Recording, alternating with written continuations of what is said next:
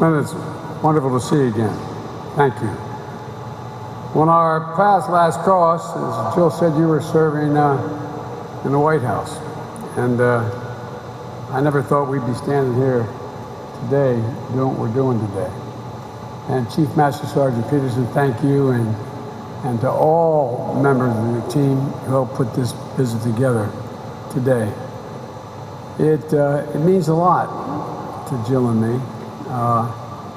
When I was Vice President and as Chairman of the Foreign Relations Committee, we tried to visit almost every major military base in the country, and as Vice President around the world. And you are, simply stated, you are the backbone of the country. You're the backbone of the country. And although our son Beau was the Attorney General of the state of Delaware and had spent 9 months in Kosovo trying to, as Assistant U.S. Attorney, trying to set up the criminal justice system. I might say I can do this with the military. I'm going to brag about him a little bit. He's the only foreigner to have a war memorial erected to him in Kosovo, just below Fort Bonsteel, and the highway, the first highway they built, named after him, the Joseph R. Beau Biden Memorial Highway. And he was proud as hell of his work. But then he decided that he had contracted exposure to a virus when he was in Kosovo and in Turkey as a civilian, and he came back with a problem. But he kept going to Walter Reed. I couldn't understand why. They finally found, it's called ankylosing spondylitis, they finally found a cure, prevented him from having what they call bamboo spine. But he kept going back. I couldn't understand why. I thought I knew why. But he went back because he was trying to get an exemption to be able to join the United States Army. He was a sitting Attorney General, and all my colleagues, the Governor and Bobby Scott and Congresswoman, they all know, is that when you do that, he joined the National Guard. And his unit deployed, and he wanted to deploy to Iraq with them. So he literally had to give up his seat temporarily. He could not have any business done, as you National Guard folks know. You can't do any business with a state if, in fact, you're now federal property. And so he gave up the seat and had the courage to appoint the fellow who had been a Republican Attorney General as Attorney General while he went. The proudest thing he ever did.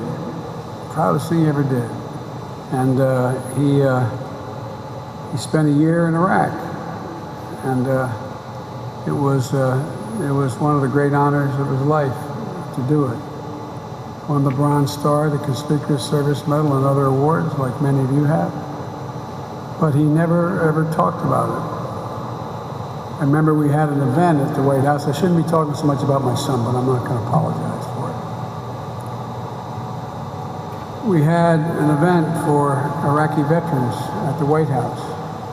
And the president, without telling me or Jill, invited Beau to be there with another 75 soldiers and sailors and airmen.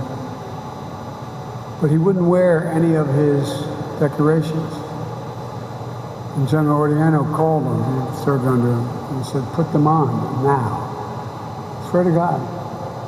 Walking out of the VP residence, he wouldn't put them on until then. That's the first time I ever saw the Bronze Star on him. What I'm telling you that is like a lot of you. You do your duty. You don't expect anything for it except get a little respect. You deserve so much more. You deserve so much more. And, I'm honored to be joined today by Governor Northam and by two great representatives of the Commonwealth, Congressman Laurie and Congressman Scott. And I want to thank you for all that you do to represent these service veterans, because they're devoted to you. If the family members, the caregivers, survivors, will call Virginia home. I'm especially honored to share the stage with Brittany and Jordan and Nathan and Margaret Catherine. I love those barrettes in her hair, man. I tell you what, and look at her. She looks like she's 19 years old, sitting there with like a little lady in a race car. Brittany, you're doing triple duty as a veteran, a military spouse, and a teacher. And kids, thank you for being there for your mom. I can remember all those times, and all of you remember the spouses when your husband or wife are deployed. Every morning you wake up, you say that little extra prayer while you're drinking your coffee. You just spend a little more time wondering. And, you know, you make up 1% of the population. You're defending 99% of the rest of us. And we owe you.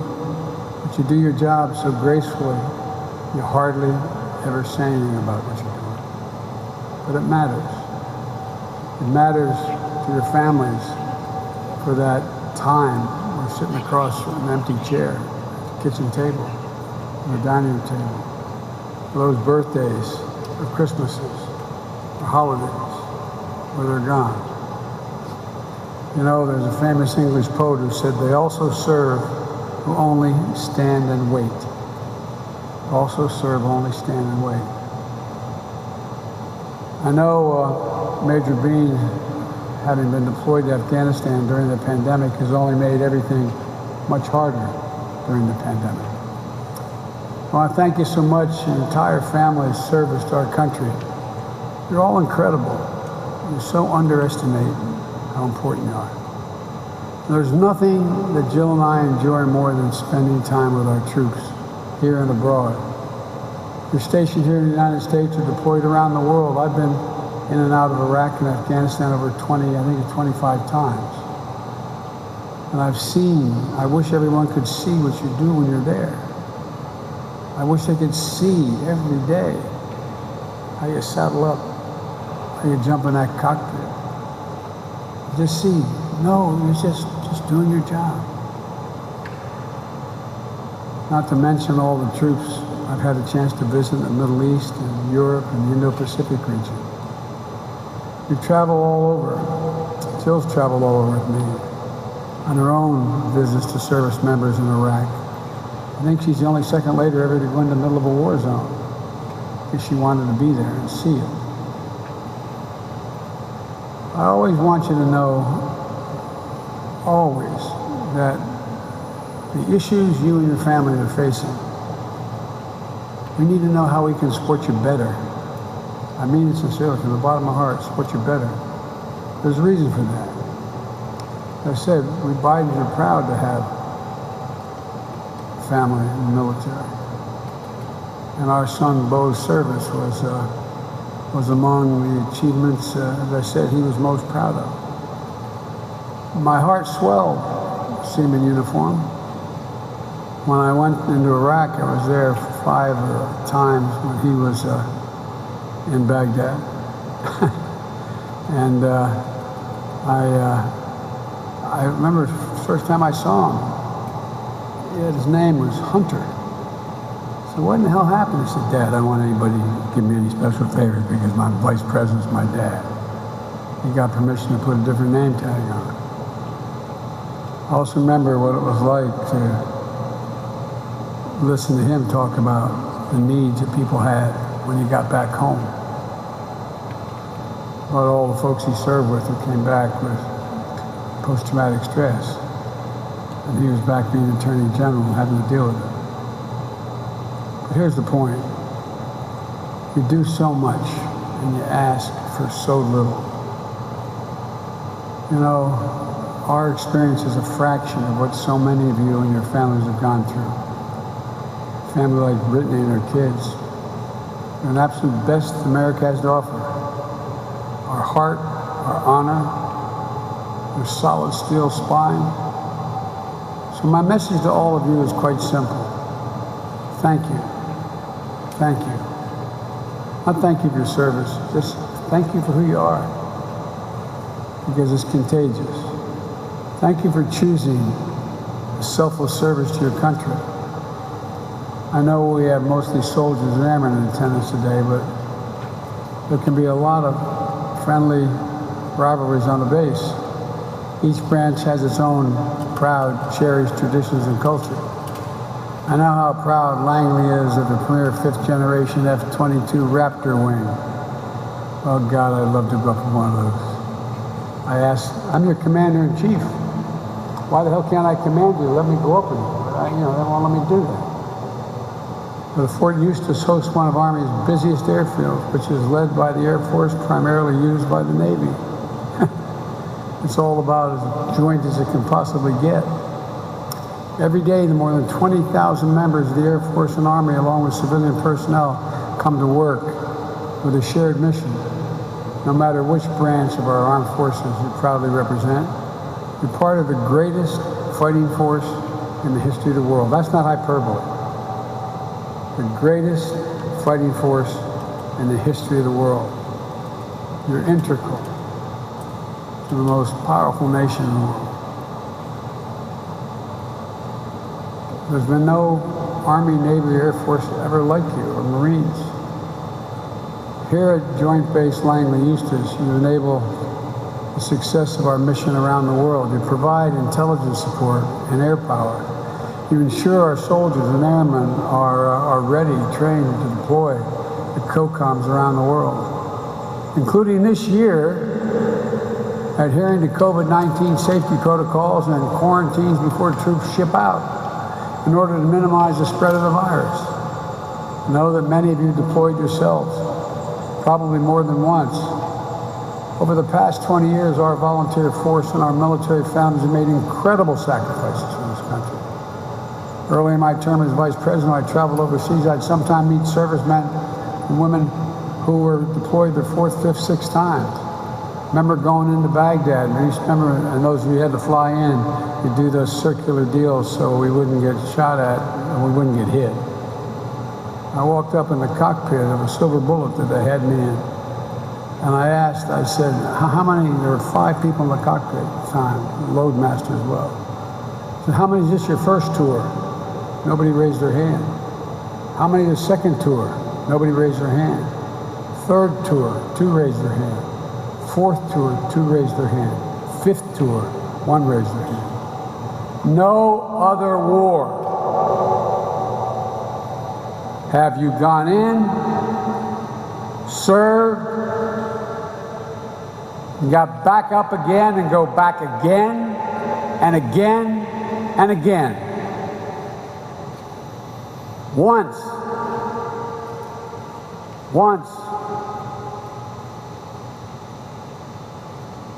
Wiping the blood off a seat up armor Humvee is enough to get you focused. Then to saddle up next time and go back and back again. You're incredible. You're incredible. The country, they owe you, and this time they're more appreciative. In my generation, you didn't come home, get off an airplane in a uniform in an airport coming back from Vietnam. People treat you with respect, but they have no idea the sacrifices you make in theater.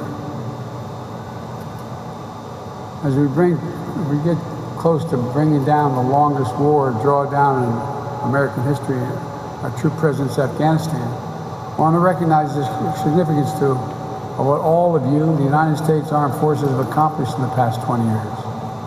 We went to Afghanistan with a clear purpose: to get the people who attacked us in 9/11, and to prevent al-Qaeda from using Afghanistan as a base from which to attack America in the future. We achieved that purpose. You achieved that purpose.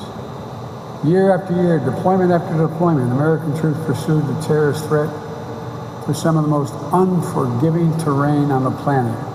I have now had the pleasure, as they say, of being in every part of Afghanistan, from the Fobs up in the Konar Valley, down south, looking at all those poppy fields and all in between. It's one godforsaken landscape, but you all just showed up and did your job. And you helped make sure there hasn't been another attack from the homeland, from Afghanistan, for the last 20 years. And you never gave up until we delivered justice to Osama bin Laden. I got criticized after 9/11 for saying we'll follow the son of a bitch's gun to the gates of hell till we get him. It's exactly what you did. It's exactly what you did. We got him. And now as we draw it down, we're also going to focus on the urgent work of rebuilding over-the-horizon capabilities that will allow us to take out al-Qaeda if they return to Afghanistan. But to focus on the threat that is metastasized. The greatest threat and likelihood of attack from al-Qaeda or ISIS is not going to be from Afghanistan. It's going to be from 5 other regions of the world that have significantly more presence of both al-Qaeda and organizational structures, including ISIS.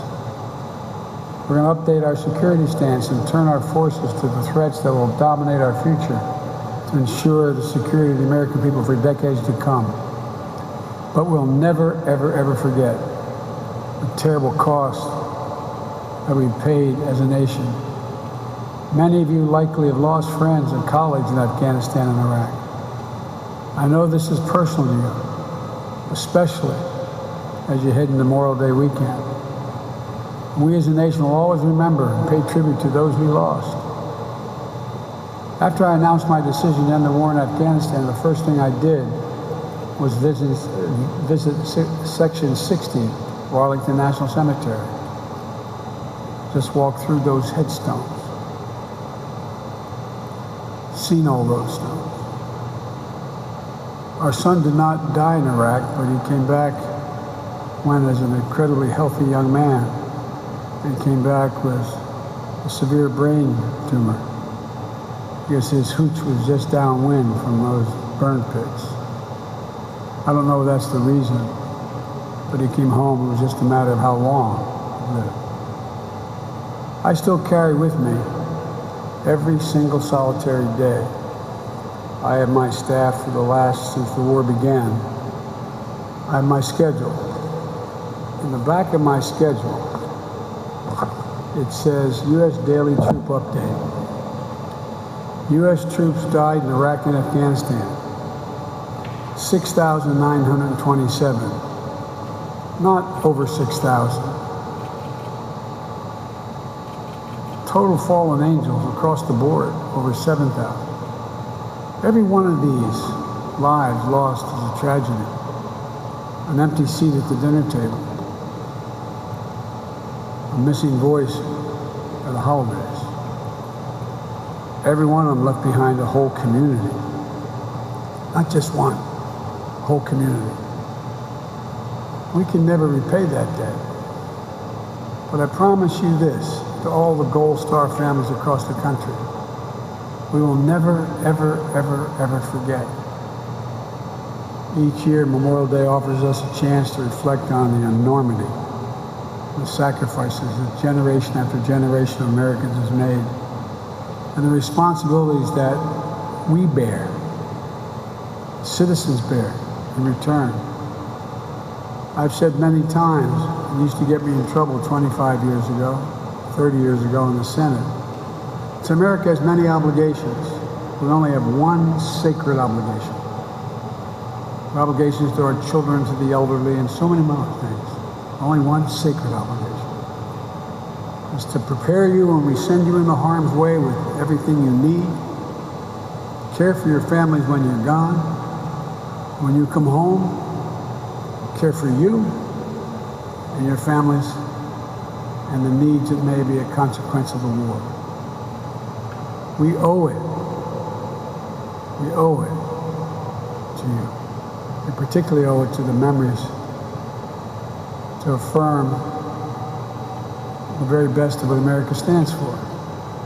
To uphold honor and democratic values that are the foundation of the strength of this nation. You know, I sometimes get criticized for saying what I deeply believe, having done this for the bulk of my life. We're in a battle between democracies and autocracies. The more complicated the world becomes, the more difficult it is for democracies to come together and reach consensus. I've spent more time with President Xi of China than any world leader has, for 24 hours of private meetings with him. Just interpreter, 17,000 miles traveling with him in China and here. He firmly believes that China, before the year 3035, is going to own America, because autocracies can make quick decisions. But America is unique. Of all nations in the world, we're the only nation organized based on an idea. Every other nation you can define by their ethnicity, their geography, their religion, except America. America is born out of an idea. We hold these truths to be self-evident, that all men and women are created equal, endowed by their Creator with certain inalienable rights, including life, liberty, etc. None of you get your rights from your government. You get your rights merely because you're a child of God. The government is there to protect those God-given rights. No other government's been based on that notion. No one can defeat us except us. It's an idea that generations of patriots have fought and died for it and defended.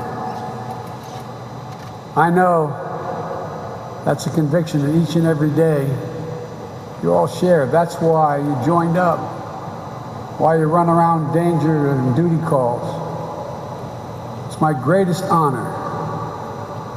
It should not surprise anybody. It should be anybody's greatest honor in all of life to be able to serve as your commander-in-chief. No greater honor. So thank you. Thank you, thank you, thank you for spending this time with me today. And thank you for your commitment to our country. Because without you, as I said, I'll be end where I began. You are the spine of America. The spine. I can't tell you how much it matters. I think you underestimate just the consequence of who you are and what you do. Thank you. May God bless you. And may God protect our troops. Thanks.